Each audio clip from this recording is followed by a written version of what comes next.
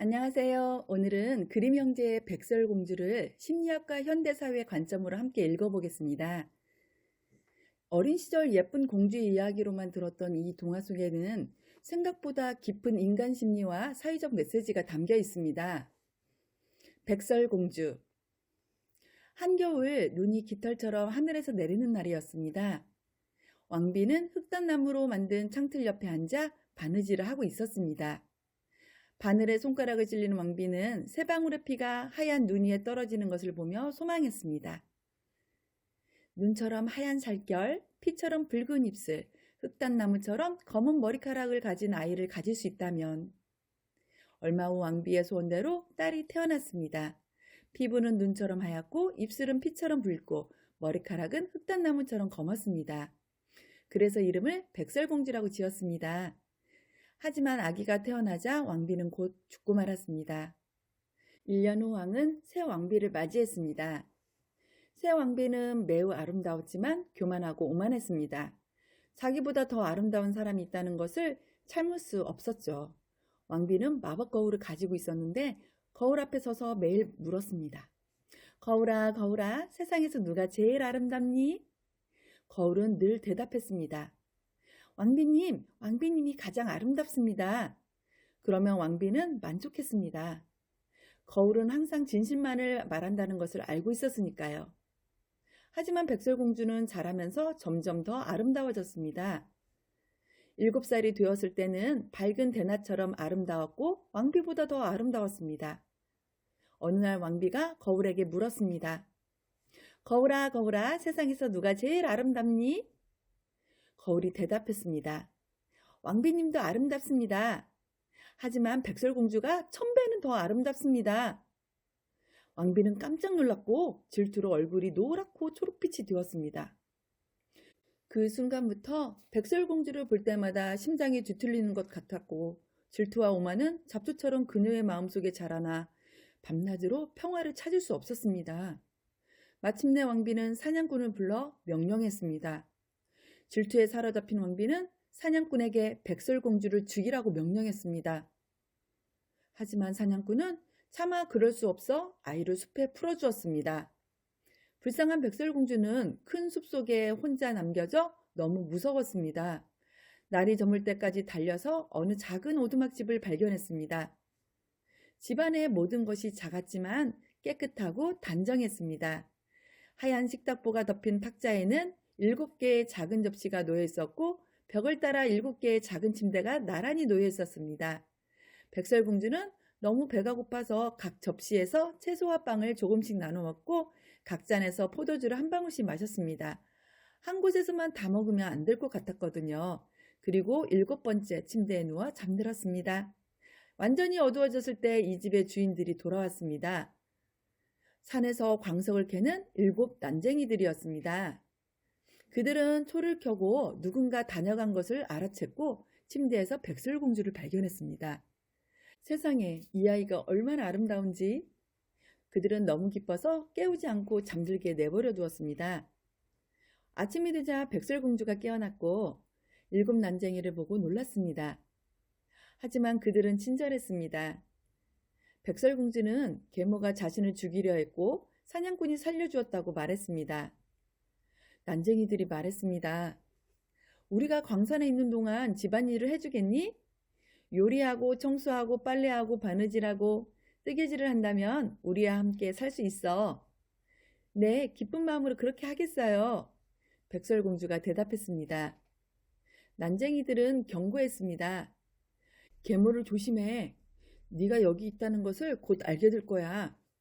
아무도 들여보내지 마. 왕비는 백설공주의 폐와 간을 먹었다고 믿고 다시 거울에게 물었습니다. 거울아, 거울아, 세상에서 누가 제일 아름답니? 거울이 대답했습니다. 왕비님도 아름답습니다. 하지만 산 너머 7 난쟁이의 집에 사는 백설공주가 1000배는 더 아름답습니다. 왕비는 경악했습니다. 백설공주가 여전히 살아있다는 것을 깨달았죠. 질투가 그녀에게 평화를 주지 않았습니다. 왕비는 얼굴에 물감을 칠하고 늙은 행상 여인으로 변장해서 7산을 넘어 난쟁이의 집으로 가 문을 두드렸습니다. 좋은 물건 팔아요. 예쁜 물건 팔아요. 백설공주가 창문으로 고개를 내밀자 왕비는 색색의 아름다운 코르셋끈을 보여주었습니다. 이 정직한 여자는 들여보내도 되겠어. 백설공주는 생각하고 문을 열어 예쁜 끈을 샀습니다. 아가씨, 이리 와봐. 내가 제대로 메어줄게. 백설공주는 의심하지 않고 여인 앞에 섰습니다. 하지만 여인은 재빨리 너무 세게 조여서 백설공주는 숨을 쉴 수 없게 되어 바닥에 쓰러졌습니다. 이제 네가 가장 아름답다는 것은 끝났어.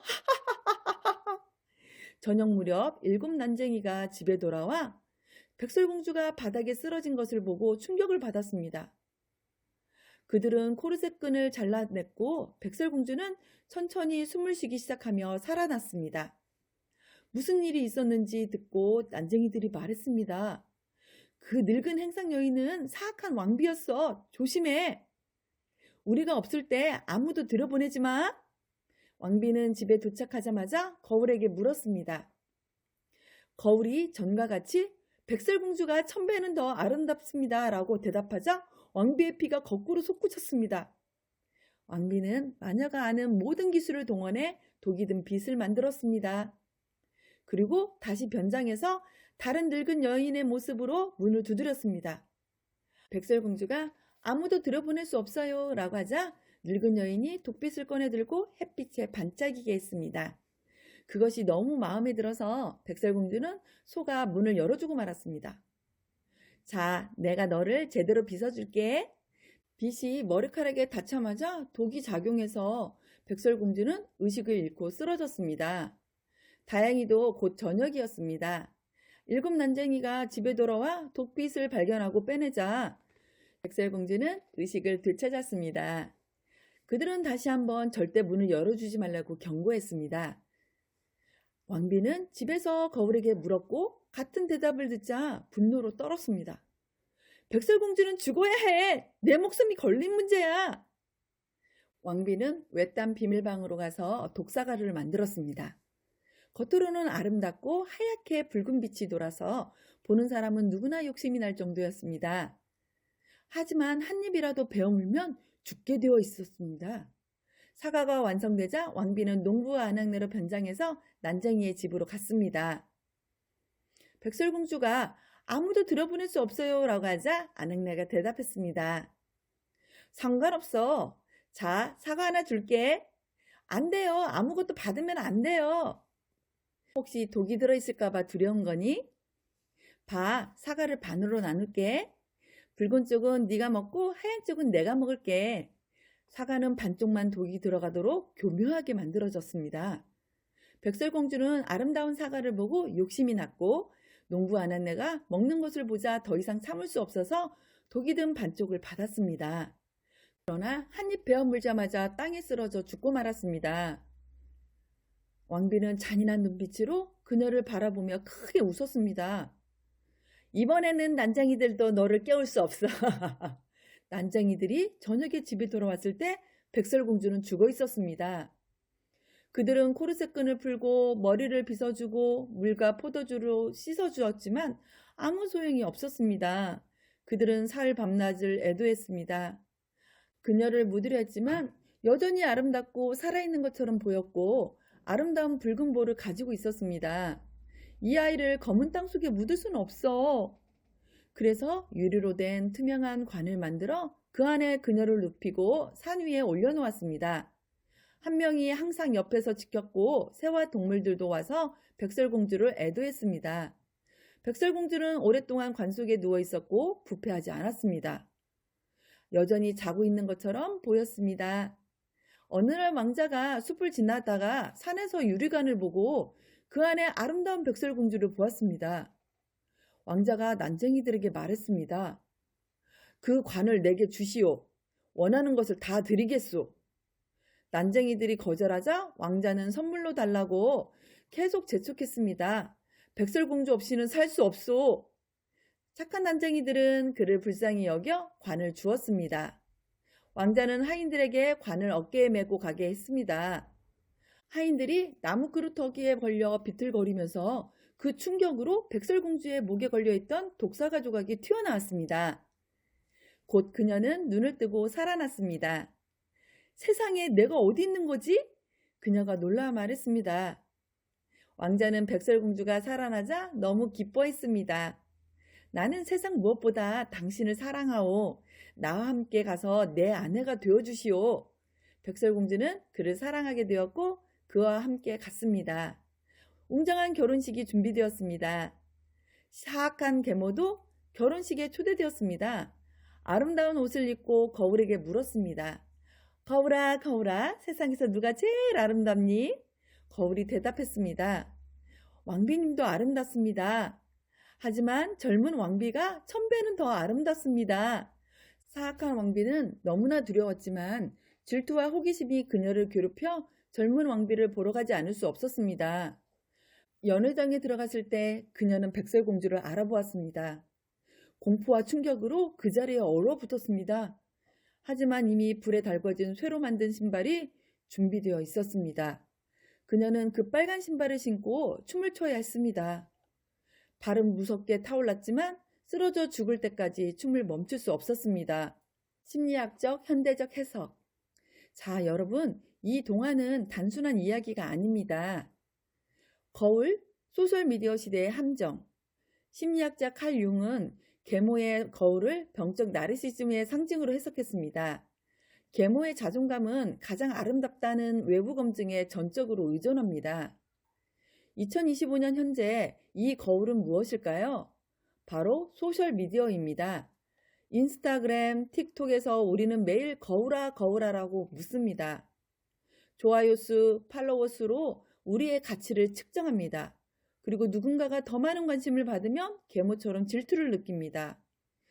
끊임없는 비교가 우리의 정신건강을 해치고 있습니다. 계모의 최후는 경고입니다. 외부 검증에만 의존하는 삶은 결국 자기 파괴로 이어진다는 것입니다. 외모 지상주의와 여성의 가치. 백설공주의 가치는 오직 외모입니다. 눈처럼 하얗고 피처럼 붉고 흑단나무처럼 검다. 그녀의 지성이나 재능은 언급되지 않습니다. 2025년 한국은 1인당 성형수술 건수가 세계 1위 국가입니다. 외모는 스펙이라는 말이 당연하게 받아들여집니다. 하지만 이 동화는 묻습니다. 외모만이 전부인 삶이 과연 행복할까요? 세대 간 여성 경쟁. 계모와 백설공주의 갈등은 세대 간 여성 경쟁을 보여줍니다. 왜 나이든 여성이 젊은 여성을 위협으로 느낄까요? 사회가 여성의 가치를 젊음과 아름다움으로만 측정하기 때문입니다. 나이가 들면 가치가 없어진다는 메시지를 끊임없이 받습니다. 40대 이상 여성은 미디어에서 직장에서 잘 보이지 않습니다. 계모는 피해자이기도 합니다. 그녀를 괴물로만 볼 것이 아니라 왜 그녀가 그렇게 될 수밖에 없었는지 이해해야 합니다. 독사과, 완벽주의의 함정. 독사과는 겉으로는 아름답지만 안은 독입니다.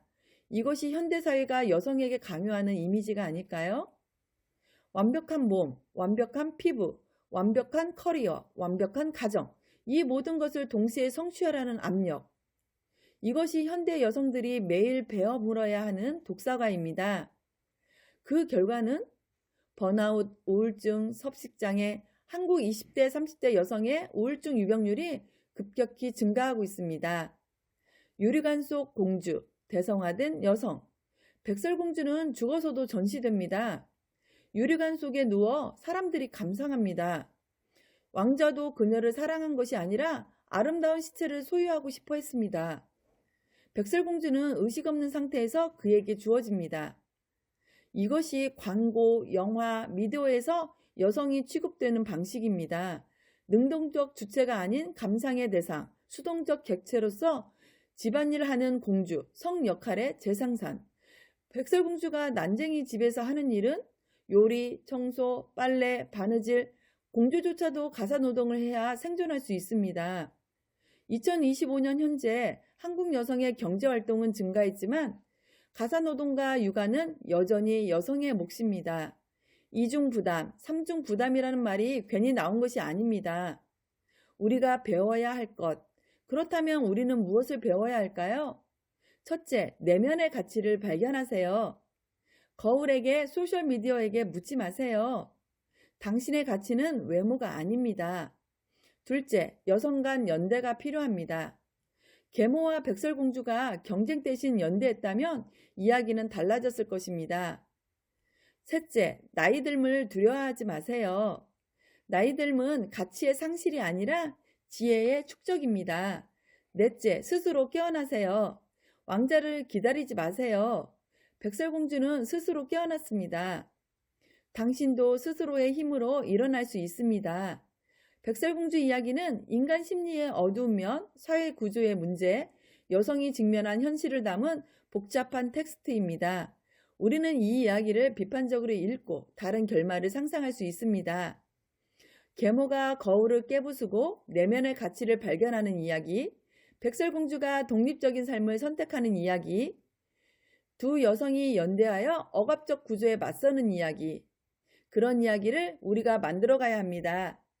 오늘 백설공주를 심리학과 현대의 렌즈로 함께 읽어보았습니다.